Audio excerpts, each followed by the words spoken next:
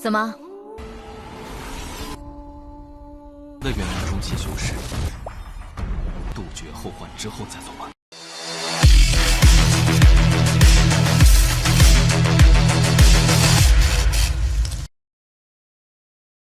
Halo semuanya, selamat datang di Ruang Sinema. Bagaimana kabar kalian semua? Semoga selalu sehat dan baik-baik saja.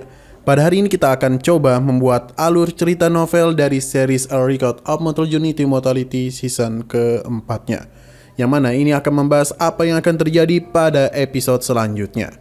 Tanpa berlama-lama, langsung saja kita mulai alur ceritanya.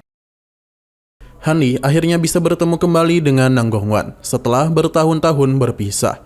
Setelah melewati begitu banyak bahaya dan perjalanan panjang, keduanya kini duduk berhadapan untuk mengungkapkan hal-hal yang selama ini tersimpan di dalam hati mereka. Nang Gongwan mulai bercerita tentang apa yang terjadi setelah perpisahan mereka. Saat kembali ke sekte, dia sempat mencari kabar tentang Hanli. Namun berita yang dia dapatkan sangatlah buruk.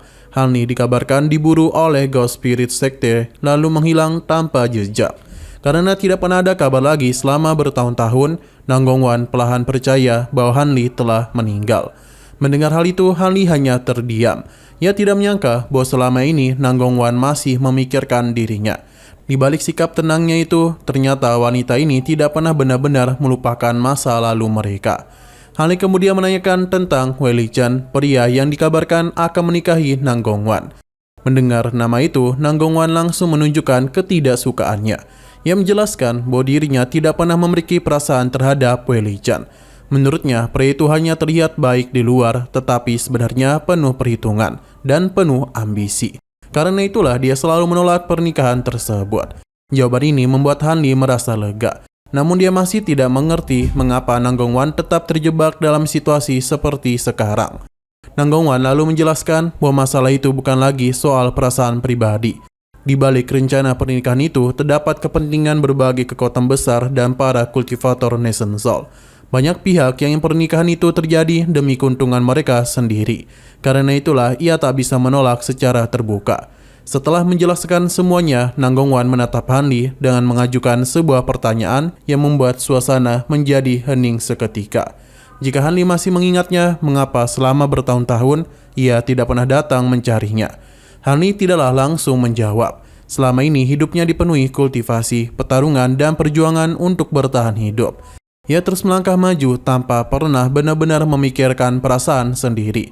Baru setelah mendengar kabar bahwa Nang Gongwan akan menikah dengan orang lain, ia menyadari betapa pentingnya wanita itu dalam hidupnya. Melihat reaksi Hanli, Nang Gongwan hanya tersenyum. Ia memahami apa yang tidak mampu diucapkan oleh Hanli. Sebagai kultivator, mereka telah hidup jauh lebih lama dibandingkan manusia biasa. Mereka terbiasa menekan emosi dan memusatkan perhatian pada kultivasi. Namun perasaan yang tersimpan begitu lama tidak pernah benar-benar hilang. Saat itu, tanpa banyak kata, Nang Gongwan menggenggam tangan Hanli.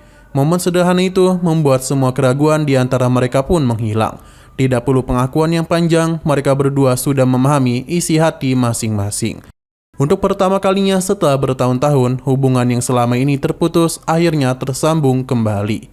Setelah suasana kembali tenang, Hanli bertanya tentang kondisi Nang Gongwan saat ini.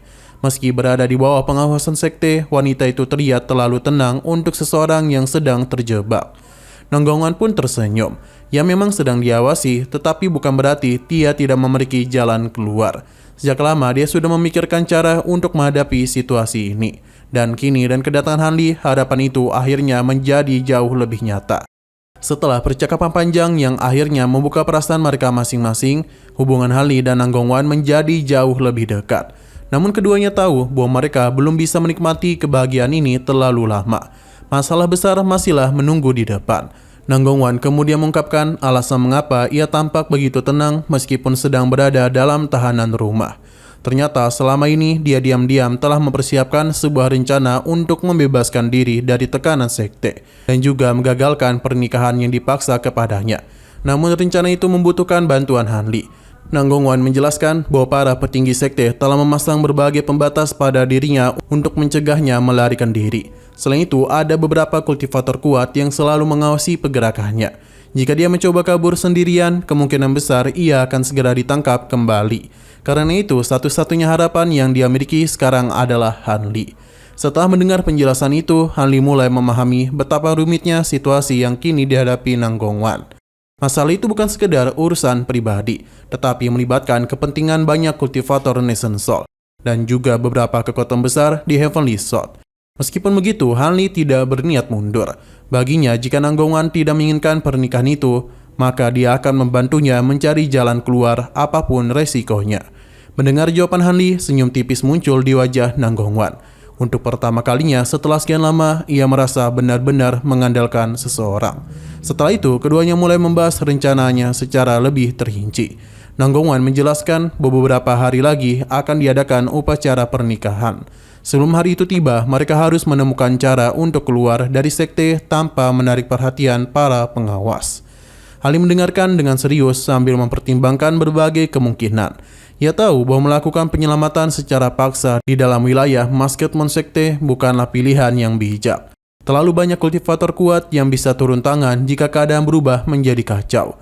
Karena itu, mereka harus bertindak dengan hati-hati dan menunggu waktu yang tepat. Di tengah pembicaraan itu, Nanggongwan tiba-tiba mengingat sesuatu yang penting. Ia kemudian mengeluarkan sebuah teknik rahasia yang diwariskan oleh gurunya, yang dikenal sebagai Heartbeat Technical, sebuah metode khusus yang memungkinkan dua kultivator saling merasakan keberadaan satu sama lain dalam jarak tertentu. Menurut Nanggongwan, teknik ini akan sangat membantu jika mereka terpisah saat menjalankan rencana pelarian nanti. Awalnya, Hanli sedikit terkejut. Teknik seperti itu biasanya hanya digunakan oleh pasangan kultivator yang memiliki hubungan sangat dekat. Namun setelah melihat keseriusan Nanggongwan, ia tidaklah menolak. Keduanya kemudian mulai mempelajari dan mengaktifkan teknik tersebut. Saat proses berlangsung, hubungan spiritual mereka seolah terhubung untuk sesaat. Perasaan yang sulit dijelaskan muncul di hati mereka berdua. Tidak ada kata-kata yang diucapkan, tetapi keduanya bisa merasakan kepercayaan yang semakin kuat satu sama lain. Setelah teknik selesai dilakukan, Nanggongwan tampak jauh lebih tenang. Kini bahkan jika mereka terpisah, mereka tetap memiliki cara untuk saling menemukan. Tak lama kemudian, Hanli menyadari bahwa waktunya hampir habis. Jika dia terlalu lama berada di sini, keberadaannya bisa dicurigai oleh para pengawas sekte. Sebelum berpisah, ia menatap Nanggongwan dan berjanji akan membantunya keluar dari situasi itu. Nanggongwan hanya mengangguk pelan, tetapi di dalam hatinya ia merasa jauh lebih tenang daripada sebelumnya. Selama bertahun-tahun ia menghadapi tekanan dan kesulitan seorang diri, sekarang keadaan telah berubah karena Hanli telah kembali. Dan untuk pertama kalinya, ia merasa bahwa masa depan yang selama ini tampak mustahil mungkin benar-benar bisa dia dapatkan. Setelah menyelesaikan pembicaraannya dengan Nanggongwan, Hanli diam-diam meninggalkan tempat tinggal wanita itu. Meskipun pertemuan mereka berjalan lancar, Hanli tahu bahwa situasinya sangat berbahaya. Ia berada di jantung wilayah Masketmon Sekte, dan jika identitasnya terbongkar, banyak kultivator Nation Soul bisa langsung mengejarnya.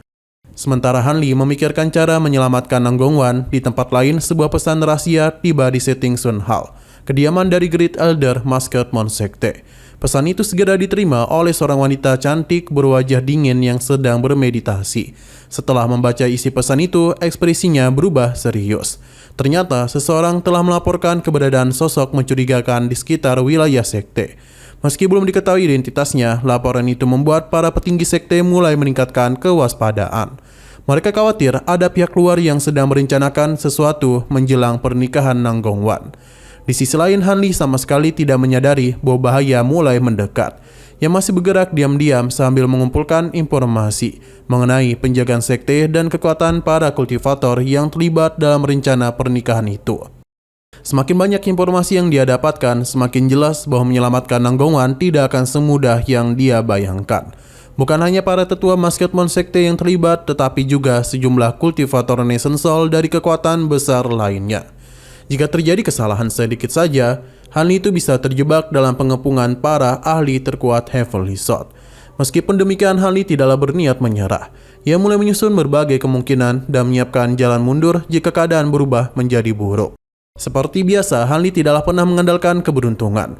Sebelum bertindak, ia selalu memastikan dirinya memiliki beberapa rencana cadangan. Namun saat Hanli sedang bergerak secara diam-diam, beberapa orang ternyata sudah mulai mencurigai keberadaannya. Tanpa disadari, sebuah jebakan perlahan mulai terbentuk di sekelilingnya. Orang-orang yang mengincarnya memilih untuk tidak bertindak gegabah. Mereka menunggu saat yang tepat untuk memastikan identitas penyusup tersebut sebelum melakukan penangkapan.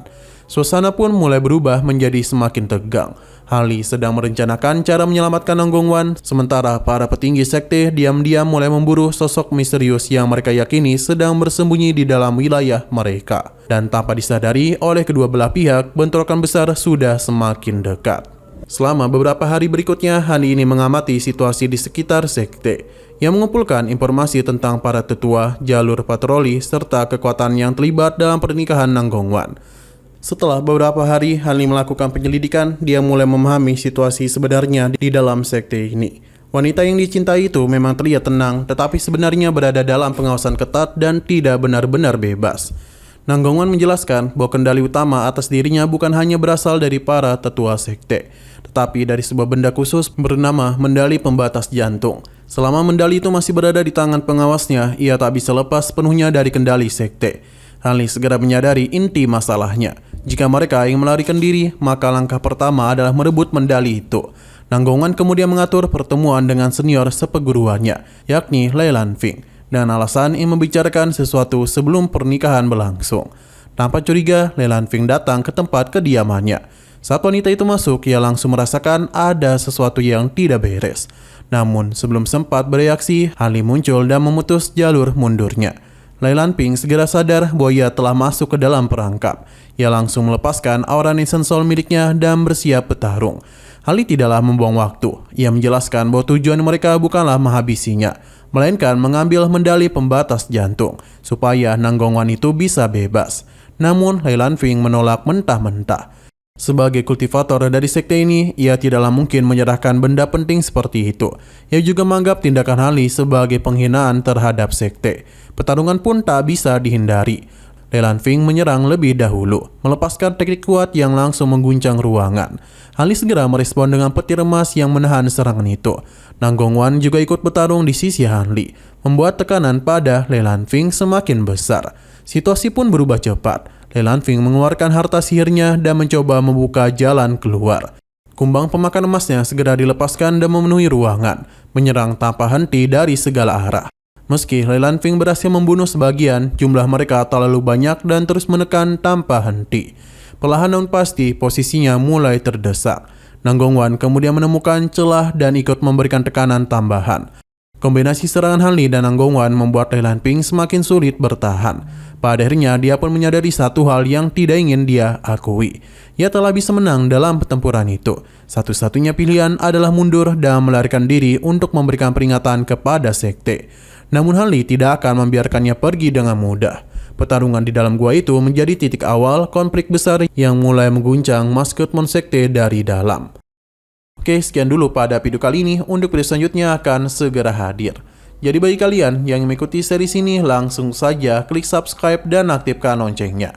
Terima kasih yang sudah menonton video sampai habis. Jika kalian suka pada video ini, klik like dan share ke teman-teman kalian tentang channel ini. Dan ditunggu aja kelanjutannya. Oke, sampai jumpa di video selanjutnya.